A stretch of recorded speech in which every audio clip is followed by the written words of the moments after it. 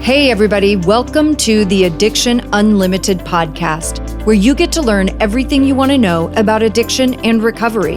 I'm your host, Angela Pugh, co-founder of Kansas City Recovery, life coach, and recovering alcoholic.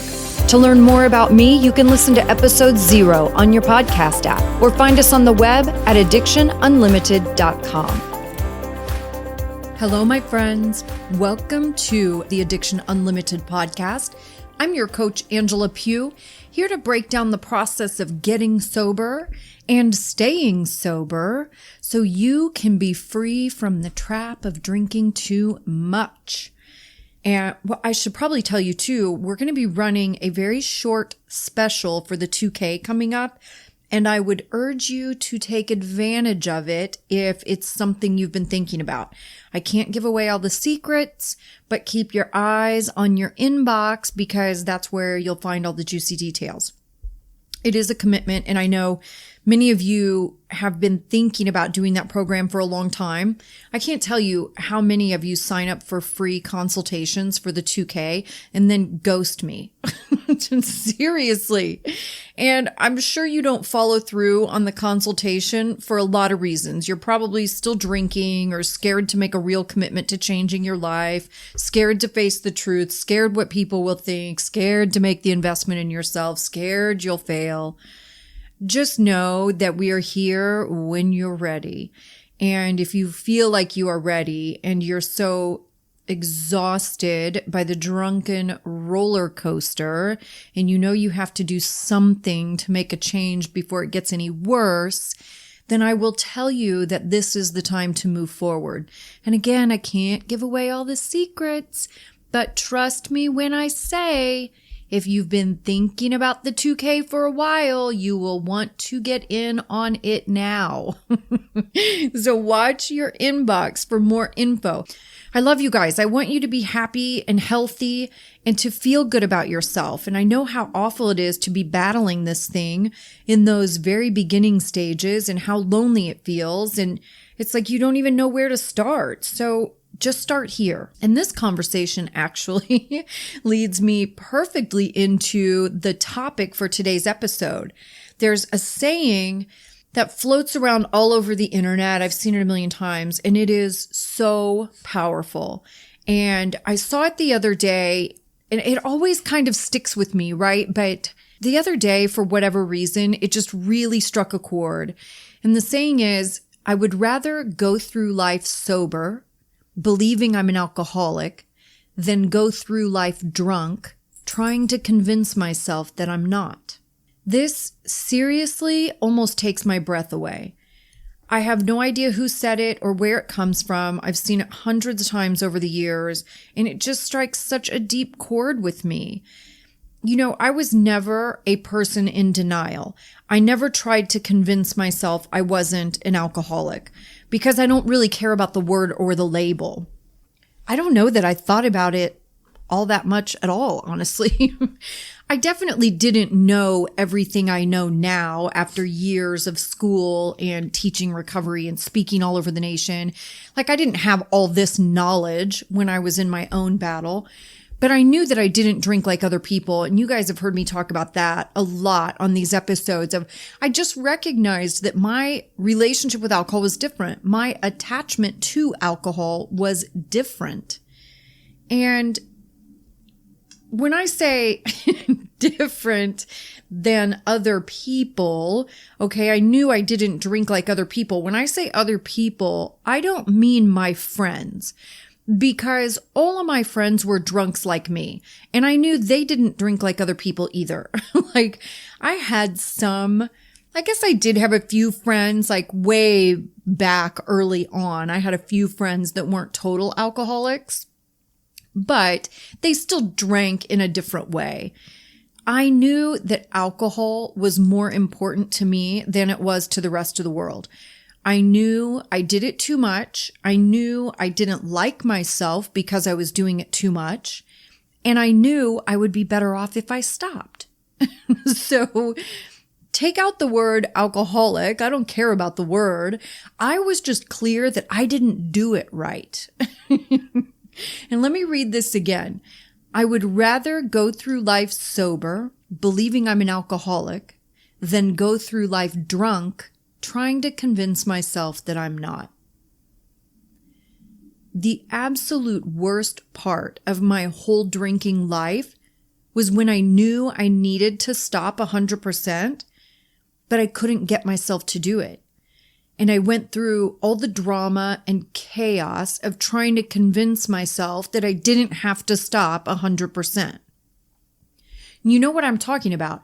All the different ways you try to control your drinking, to convince yourself that you have some control. All the rules you put on your drinking to prove to yourself that you can handle it. All the promises you make to yourself and your family that this time is going to be different. And you vow to yourself that you're going to try harder than you've ever tried before. And this time it's going to work and you're going to drink in moderation. What makes me the most sad for you and for myself is how much time I wasted trying to figure out how to drink a little bit because I was so scared to not drink at all. And there are a couple of things I want to talk about here. One is when you're trying to control something, it's because you've already lost control. And two is just the fact that you expend so much energy and time trying to control your drinking is a great indicator that you're an alcoholic. Because non-alcoholic people don't drink enough to have to control it. And they don't think about alcohol ever. Non-alcoholic people don't have this distorted and obsessive relationship with alcohol where they spend all their time worried about how much they're going to drink or wondering what everyone else will think if they don't have a drink and making all the plans to drink and buying the glasses and creating excuses to drink and worrying if they're going to run out and yada, yada, yada. Non-alcoholic people do not have that relationship with alcohol. They never have to make rules for their drinking, and they never have to plan ahead about how they're going to control their drinking because they don't care about alcohol and they don't drink enough to have to think about it. Alcoholics care about alcohol. No one else does. I talked about this in another episode too, how I use a non-alcoholic person as my gauge, like for how screwed up my thinking is. Do you remember me talking about this? I always think about my mom because she has zero issue with alcohol, right? She never cared about booze or drinking. It just didn't interest her. Obviously, she's a terrible alcoholic. So when I catch myself in some weird thought process, I ask myself, like, would my mom be thinking about it like this? When I would be at parties and like hiding beers in the bushes because I was afraid to run out, or sneaking booze in somewhere that didn't serve alcohol because I always felt better if I had it with me.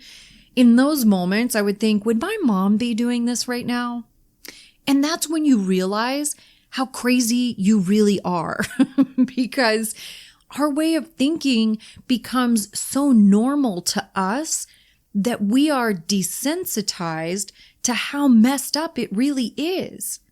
But when I have a totally non-alcoholic person to compare to, it becomes very clear how broken my thinking was. Same thing when I had some fears about being sober. The one thing I really remember is that I was afraid I wouldn't be funny anymore. Like I was only funny because I was drunk.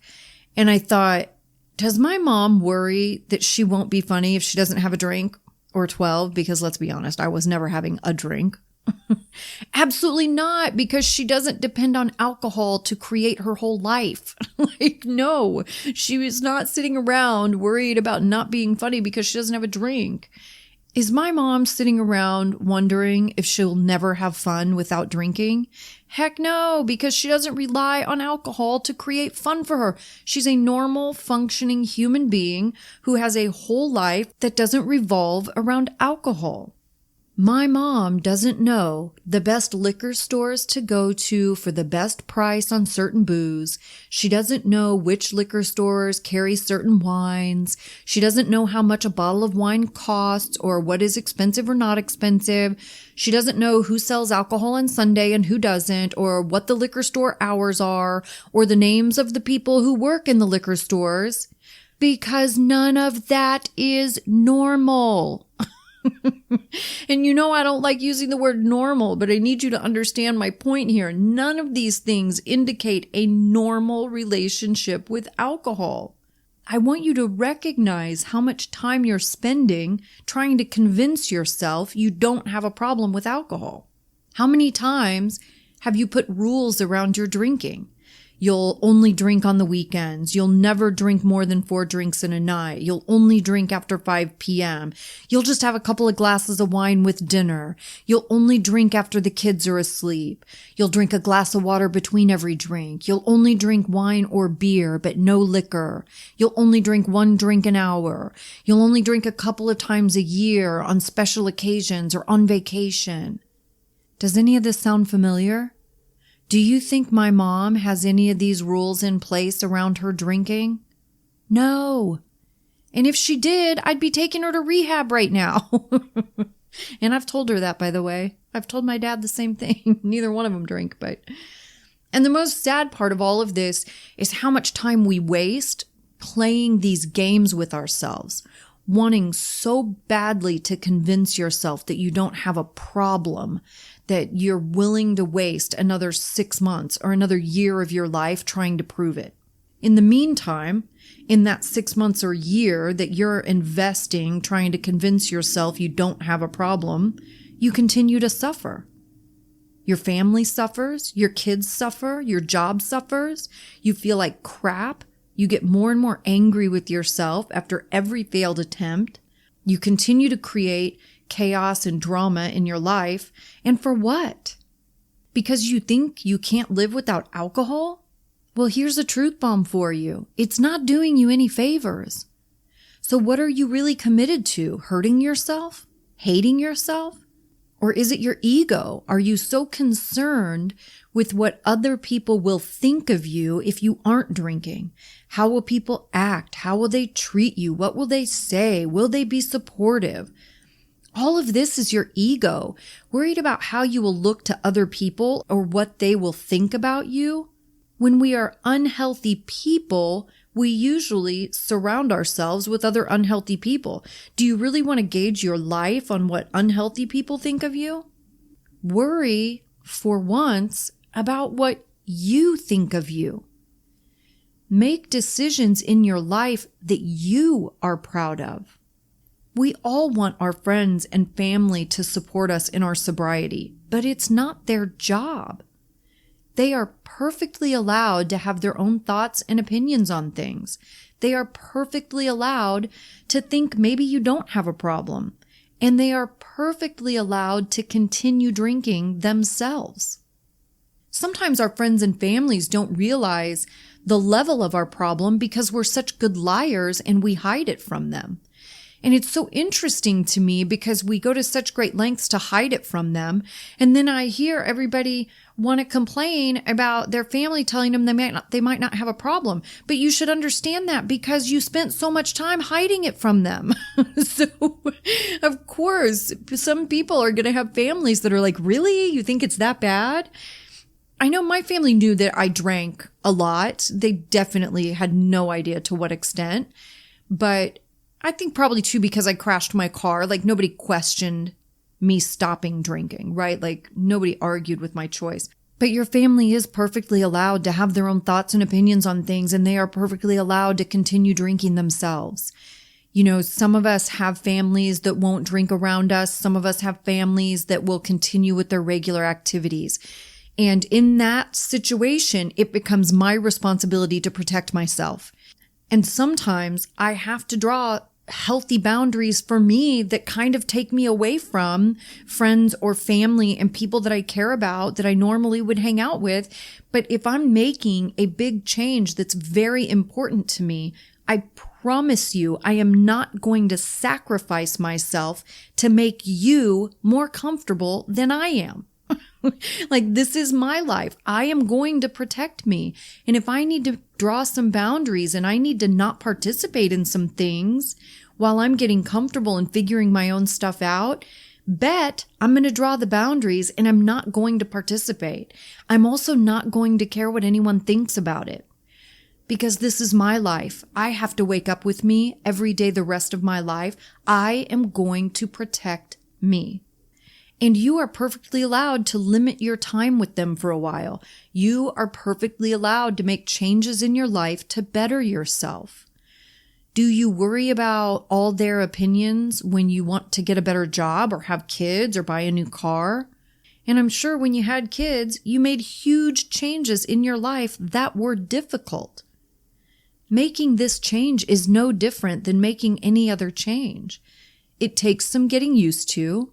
You have to have some boundaries for a while, and that's okay. If your doctor told you today that you're diabetic, you would have to make some huge changes in your diet. And that would probably be different from all the yummy foods and sweet desserts that your family eats.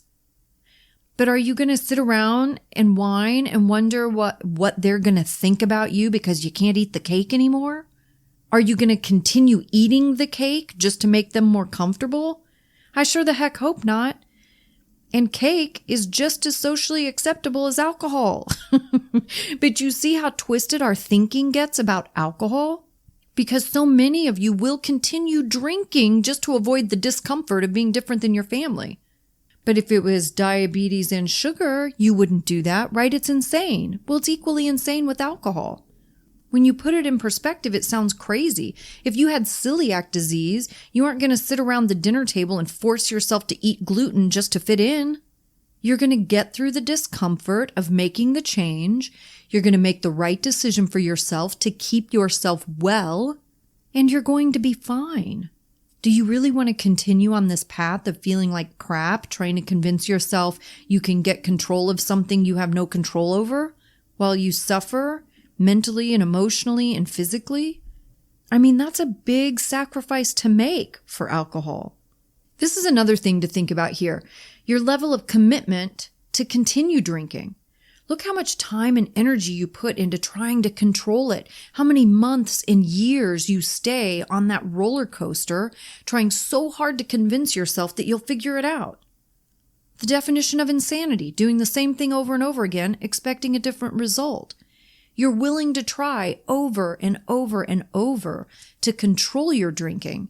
You're so committed to the cause until it comes time to be sober. Where's your commitment then? You're willing to be drunk and miserable, but you fear being sober and a little uncomfortable. I promise you, my sobriety has never felt as bad as the self-loathing and dread I felt every day when I was a drunk. Never has my sobriety felt as bad as drunk. Your commitment to your drunkenness is strong. How about we channel that same strength and energy and commitment into getting your shit together and feeling better? Let me read that quote one more time.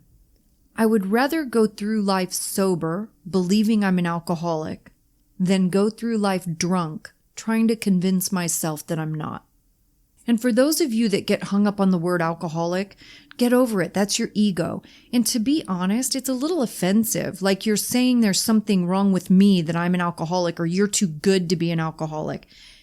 And I promise you, I have plenty of issues, and being an alcoholic saved my life and turned me into a badass on a level I never knew I was capable of. Your little delicate ego can't handle the word alcoholic because you're so worried about what other people will think of you. But all those other people are fucked up too, just in different ways. And it's kind of weird that you're willing to fuck up your life and live miserable and unhappy just so other people don't think you're an alcoholic. I mean, seriously, that's what you think is acceptable, to destroy your life for other people's approval. Super weird, my friends. It's super weird. To take it a step further, there are all these other creative terms now, so you don't have to use the word alcoholic if you don't want to. But don't lie to yourself and try to convince yourself you're something you're not. You have to be honest about what your situation is, especially if you want to start to change it. There's a major relief that comes with letting go of all the BS and drama and nonsense. When you stop trying to fight a battle you've already lost 100 times over, you start moving in a positive direction and feeling better. There's a saying in the 12-step world about like understanding when you're truly ready to change. And you've heard me talk about this 1,000 times. You cease fighting everything and everyone. You stop fighting all the people who are asking you to stop drinking or telling you need to. You stop fighting all the terminology because your little fragile ego can't take it. You stop fighting support in groups because you think you're better or you're not that bad or you're too cool or you're too rich. It's so funny that you stop fighting with yourself when your head keeps telling you to take action. It keeps telling you need to stop. It keeps telling you to reach out for help, but you keep fighting it. When you are ready, all of that stops. Now I get to live my life with total freedom. I don't have anything to hide from. I don't have any chaos and drama left to clean up. I don't create any new chaos and drama, and that's impressive. I'm not a prisoner to my drinking habits and all of the energy that went into it. I don't wake up hungover. I get to function at full capacity every day. I treat myself better. I treat other people better. And I get to live well because I love me. I learned all of that because I'm an alcoholic. And I would definitely rather go through my life knowing I'm an alcoholic and get to live sober and happy than continue on the dead end of trying to convince myself and everyone else that I'm a quote unquote normal drinker. And what a beautiful thing to have so much support at your fingertips, to have a framework to follow, to have strong leadership and someone to show you every step of the way what to do and how to do it. Not only me and my content and my framework, but the whole world of options is at your fingertips. There really are no excuses. I want you to ponder this. Where are you in your journey? Are you still on the struggle bus, or are you getting comfortable in your new sober skin? Or maybe you're like me and you've been sober a long time. But we all need a refresher at any stage of the game. I have to have these reminders. I have to have these conversations to make sure that I'm staying on track and to make sure my thinking is staying healthy and moving the right healthy direction. Think about what you're doing and how you're doing it. And don't forget, if you want to learn more about working with me to get a fresh start, a strong start, or to get over the hump of early sobriety, now is a great time to schedule a call with me and learn about some of these new opportunities. It's super easy, addictionunlimited.com/call. I'm super nice and laid back, addictionunlimited.com/call. I will link that in the show notes as well. But let's chat and see if we can work together or see what other options I have for you, because I have some pretty cool stuff right now that is not even available publicly yet. I hope you are having a fantastic day, and I will see you next week. You've reached the end of another great episode of the Addiction Unlimited podcast. Candid and honest conversation about addiction and recovery. Be sure to visit us at addictionunlimited.com to join the conversation and access show notes and links to everything we talked about. Love this episode? Please take 30 seconds to subscribe, rate, and review on iTunes to help us improve and give you the information you want. Thanks for listening. See you next week.